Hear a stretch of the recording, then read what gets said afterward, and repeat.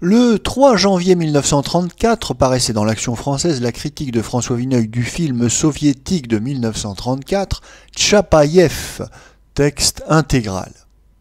Rien n'était plus amusant que de considérer les mines déconfites des esthètes et des communistes de salon quand on présentait l'hiver dernier au Max Linder les dernières productions du cinéma soviétique. Avec la volonté d'enthousiasme la plus systématique, il était impossible de supporter jusqu'au bout des spectacles aussi puérils et primitifs que L'Orage, ridicule mélo anticapitaliste, que Les Nuits de Saint-Pétersbourg, où l'on voyait ces messieurs de Moscou traiter Dostoïevski avec une désinvolture que l'on ne s'est jamais permise, même à Hollywood. Les Russes avaient échoué dans leur cinéma de propagande si pesant que les moujiks eux-mêmes n'en voulaient plus. Ils n'étaient pas plus heureux dans leur tentative de cinéma romanesque et récréatif. Tchapaïev, que l'on projette depuis quelques semaines à Paris, est indiscutablement d'une autre étoffe. Les snobs rouges peuvent enfin prendre une revanche sur leur déception. Mais une ironie du sort veut qu'ils se regroupent autour d'un film de guerre de l'espèce la plus foncièrement cocardière. La ligne générale d'Eisenstein était l'apothéose du tracteur. Tchapaïev est celle de la mitrailleuse et de la discipline militaire. Jamais les Prussiens hitlériens n'ont exalté aussi crûment la joie de trucider son prochain.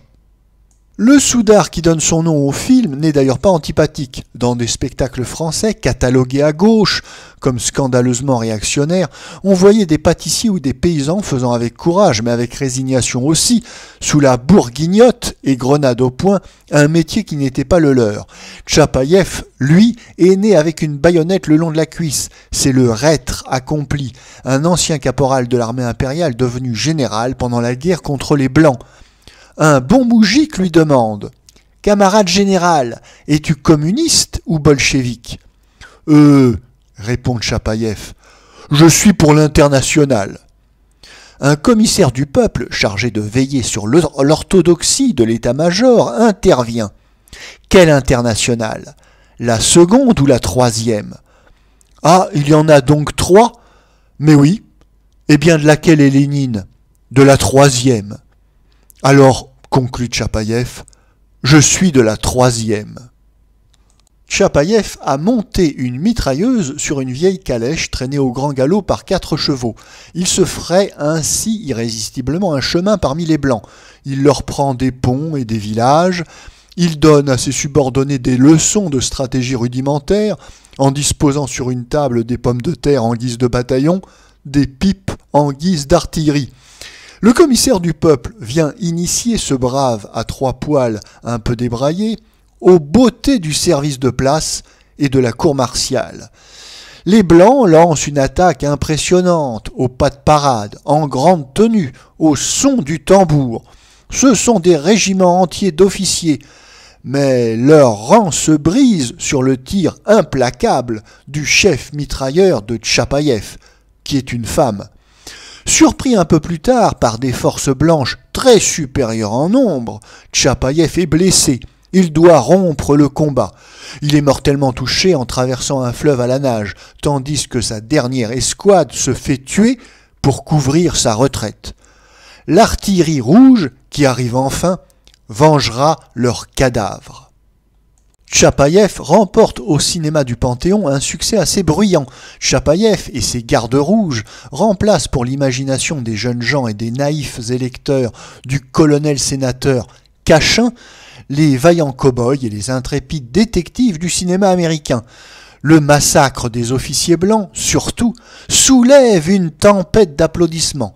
Personne ne veut songer une seconde que ce sont les images de la plus fratricide et de la plus sanglante des guerres qui ne fut pas, dans la réalité, dénouée par la valeur des rouges, mais par l'impéritie des généraux blancs vainqueurs qui se disputèrent l'honneur de reprendre Moscou, tandis que leurs adversaires, épuisés, trouvaient le temps de se réformer.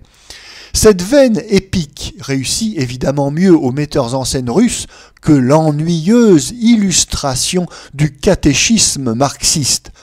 C'est toujours à l'époque héroïque et purement militaire de la Révolution que remontent leurs œuvres les moins médiocres. Il ne peut y avoir de film de guerre franchement mauvais. La bataille lui prêtera toujours son terrible prestige, son inexorable réalisme, mais il serait absurde de vouloir comparer, comme l'essayent quelques fanatiques, Tchapaïev au cuirassé Potemkin, à la Révolution d'octobre d'Eisenstein. Prodigieuse composition dramatique et plastique. Eisenstein est le seul grand artiste soviétique et il a l'âme d'un révolutionnaire de barricade.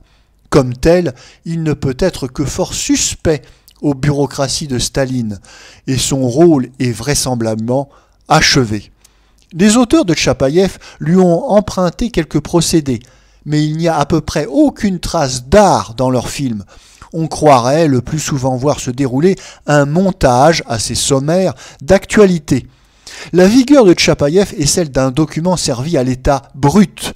S'il ne s'agissait pas d'adjudants moscovites, mais de troupiers français ou italiens, les esthètes n'accorderaient pas au film un seul regard, ou protesteraient contre, ouvrez son guillemet, son intolérable chauvinisme, fermez les guillemets. Ce que les snobs rouges ne disent pas non plus, c'est que Tchapaïev dure à peine 1 heure et qu'il faut supporter, dans la même séance, une fantaisie, harmonica, aussi importante par ses dimensions et qui est bien une des plus sottes et des plus monotones, chose que Moscou nous ait envoyée depuis 10 ans. Harmonica est destiné à nous prouver que la guitare est un instrument réactionnaire, tandis que l'accordéon est particulièrement soviétique. On y voit aussi de méchants koulaks à tête d'escarpe et un tendre, un bucolique secrétaire des soviets paysans. Tout cela dit avec une niaiserie et une lourdeur barbare. La propagande rouge et l'humour ne feront jamais bon ménage.